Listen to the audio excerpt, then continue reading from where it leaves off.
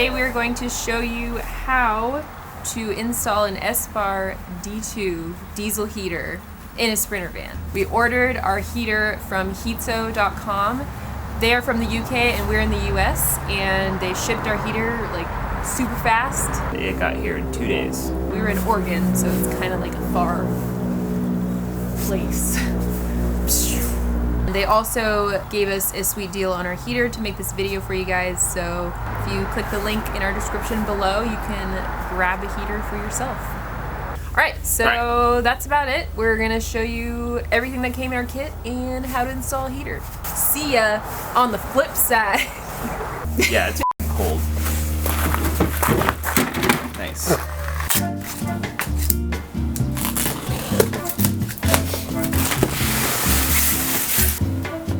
We have the heating unit, fuel pump, vent thingy, fuel lines, tiny little muffler. So cute. Air duct, intake and exhaust, wire harness, and a couple extra wires, fuel pump mount, nuts and bolts and washers, zip ties, fuel pump accessories, easy start timer, temperature sensor, high altitude kit, and the mounting plate. So the first step you're going to want to do is decide where you want to put it, and we want to put it under our seat. We're going to have to take our seat off. So we're going to do that right now.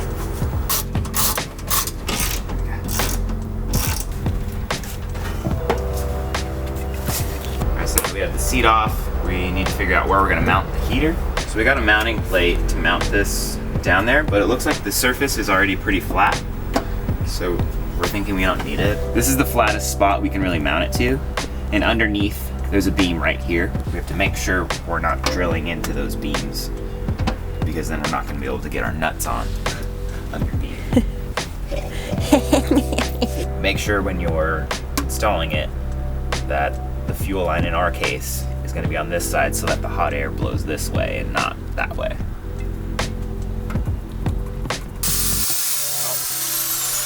Safety first. Ooh, that's terrifying. Haley's like, ah! Everyone, this is Haley. This is her second debut on Dynamo Ultima. So there's our first hole. This is the brace we didn't want to hit, and there's still plenty of room, so we're good.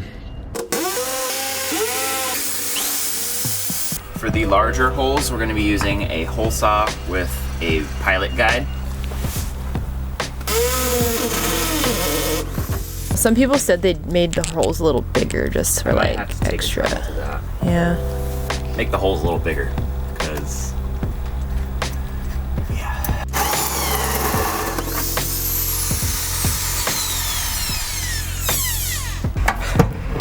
Fits perfectly. We're gonna make our hole for our air duct. I'm thinking over here is the best spot. It's flat. We don't have a hole saw big enough, so I'm gonna use this as a template to draw a circle, and then I'm going to drill a bunch of holes around that circle, and then I'm gonna use a Dremel to cut out each of the connecting parts after that, and then clean it up. Let's see if that'll do it.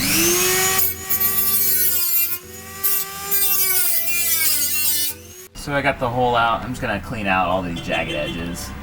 I love Dremels because you can do shit like this, and it's like super easy. Everybody should get one of these.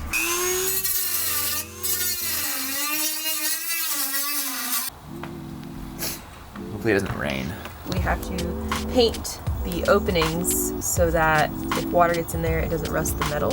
So I'm just gonna paint around it, all up in that area, just to prevent rust. So hopefully this works. Yeah, I'm gonna do a couple coats just to make sure it's all covered, and I gotta get like the insides.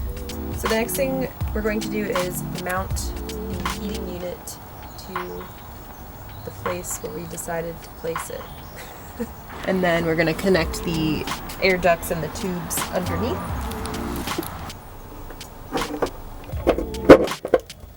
All right, we got it in. That's a weird angle, I don't like that. We're going to add the air ducts. We'll probably have to cut because obviously we don't really need that much. This goes on the outside here. And then we'll connect this. We're gonna cut it. Always give yourself room for errors, otherwise you'll be an unhappy person.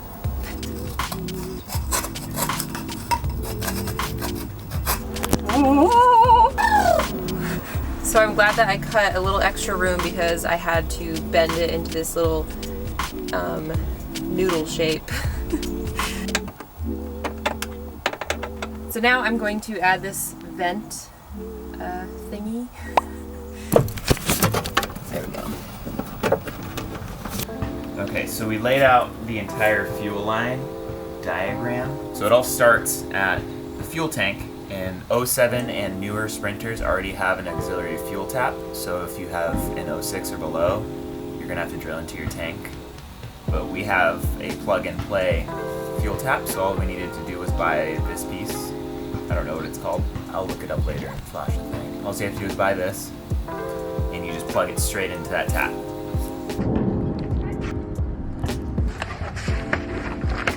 Can you see this right here? This little guy? Kinda. This is where the auxiliary gas line is. If you have that, take one of these connectors and just plug it in. If not, good luck on drilling a hole in your tank. I'm going to feed the line around this brace because it dips underneath the drive shaft and the exhaust, and then it comes back up on the other side where our heater is mounted. Oh, hold on. I'm gonna mount the fuel pump now. And trim this line down so it's not so long. The side with the electrical, that's going to be the direction of flow for the fuel, so make sure that's aimed towards your heater. That looks like 15. Yeah. When you cut fuel lines, use a razor blade. So watch if I cut with these. Pinches it. You don't want that. Good example.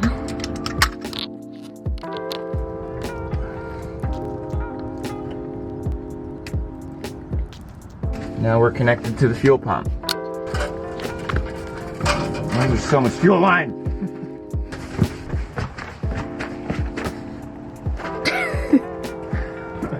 The next step we're going to do is the air intake and the exhaust pipes.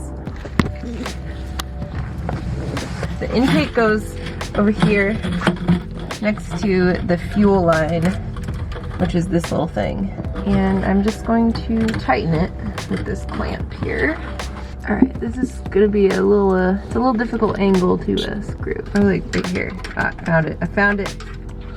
Now it says to place this somewhere where it won't get dirt in it or water when you're driving. So there's a beam right here that kind of goes inwards a little bit. It seems like a good spot for it. So I just ended up zip tying it to this, that way it doesn't dangle around. Cool. Exhaust time. When you're mounting the muffler, the further back you have the muffler, the quieter it will probably be. So right now I'm drilling holes underneath right here, and I'm gonna use this bracket to mount it, and then once I get the bracket in, then I'll cut this down. And this is gonna be mounted right here. So that way it's away from everything. This thing's gonna get hot too, so you don't want it next to any wires or anything that will potentially melt. So right here seems like a pretty decent spot for it, I hope. Okay.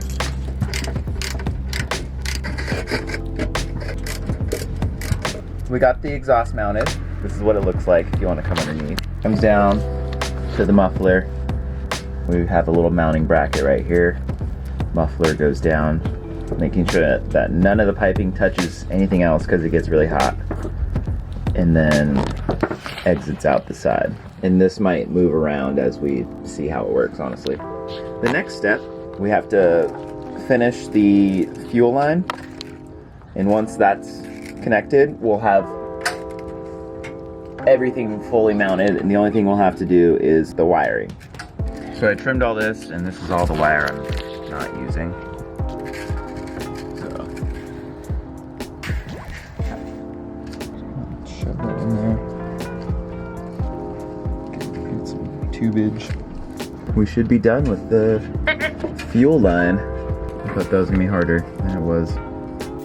We attached all of our wires to the correct location that they needed to be in. It's kind of a very difficult task, and everybody's wiring setup is going to be different, so we didn't really want to include that in this video. But if you want to see our diagram and how we connected all our wires, you can just click this link right here. Alright, so anyway, now that we have everything connected, we don't really have anything in its rightful location quite yet, but we want to make sure it works before we like tuck all the wires underneath everything. I'm really hoping that it works first go.